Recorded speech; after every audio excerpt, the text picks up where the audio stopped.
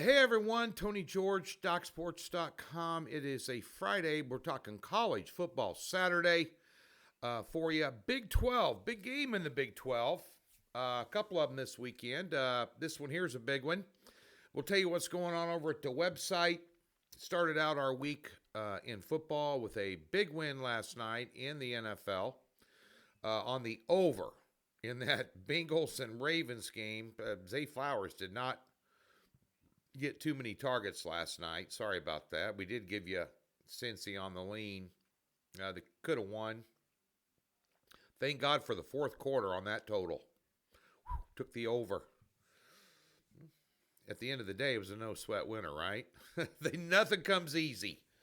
We have a Friday night college football play. We'll tell you everything that's going on over at the website in a minute. Shout out to my buddies at the Santa Fe Mining Bar and Grill there in Las Vegas, out on Rancho. Saying hi to my boys. I'll be out there soon. Nonetheless, let's get to this game here. And a lot of interesting scenarios in this Texas Tech and Colorado game. Personally, I think Colorado is a facade. I don't think they're a good football team. I don't think they're a top 25 football team. Now, Texas Tech just knocked off an unbeaten Iowa State team that was ranked last week at Jack Trice Stadium in Ames, Iowa. And if anybody knows anything about the Big 12, Jack Trice Stadium in Ames, Iowa is a snake pit. And by the way, since college basketball's here, let me also tell you that Hilton Coliseum in Ames, Iowa is another snake pit to play in. A full 3-point home advantage in basketball. That place it's hard to get out of there with the win. And they got a good basketball team again. They always do, But we're talking football. One thing about this game, a couple of different ways to look at it. I'm going to give you a couple leans. You figure out which way you want to bet it, okay? If you want to bet it. Texas Tech can run the football against a defense that can't stop anything. Going through Colorado's defense is like throwing a rock through a wet, cardboard bag. I mean, they can't stop the run at all. They're giving up over 155 yards a game. Brooks, the running back for Texas Tech, who this season, maybe even this game, can break the all-time rushing record at Texas Tech, and they've had their fair share in there.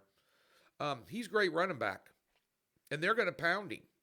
Now, when you pound him against a defense that can't stop anybody, they got holes in it like Swiss cheese everywhere, you can control the clock and control the game.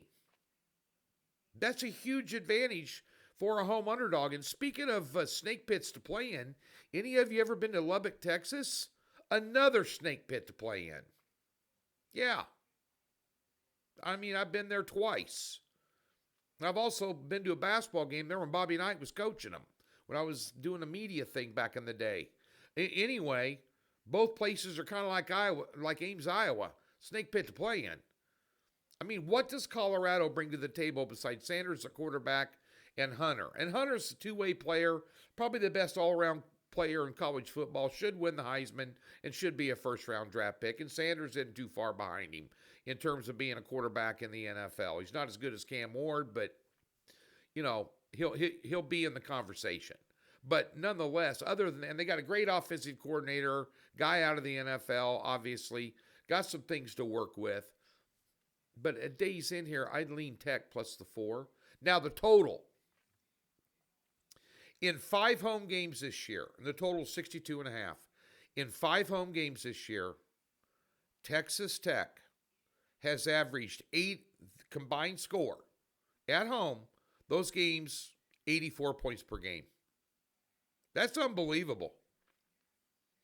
All 5 of those home games have exceeded the Las Vegas line by double digits. I'd lean over 62.5. That'd probably be your official free play. I'd go over because they're both going to score.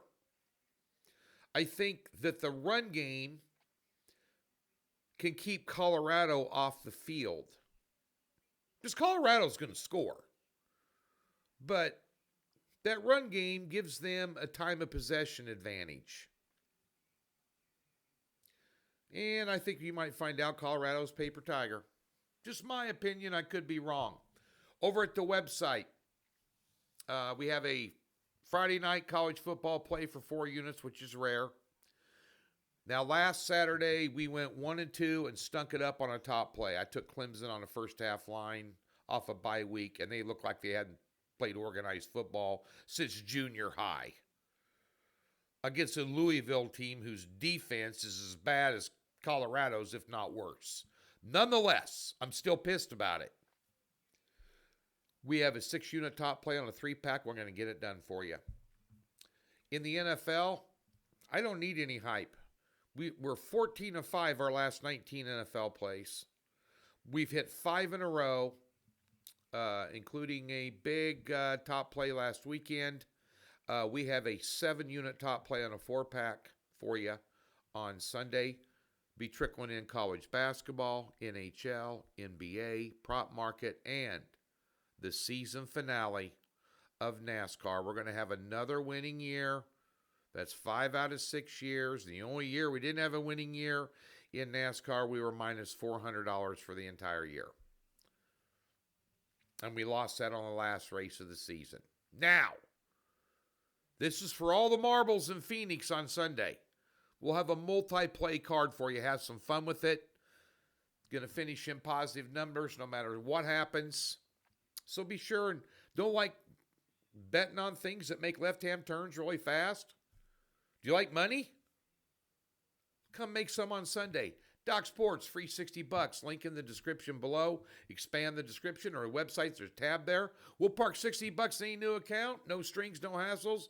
Comes with a profit guarantee. Thumbs up, subscribe. Be sure and watch the Gridiron 6-pack with Griff Murphy and I. Have a free play for you up on Saturday for the NFL on Sunday.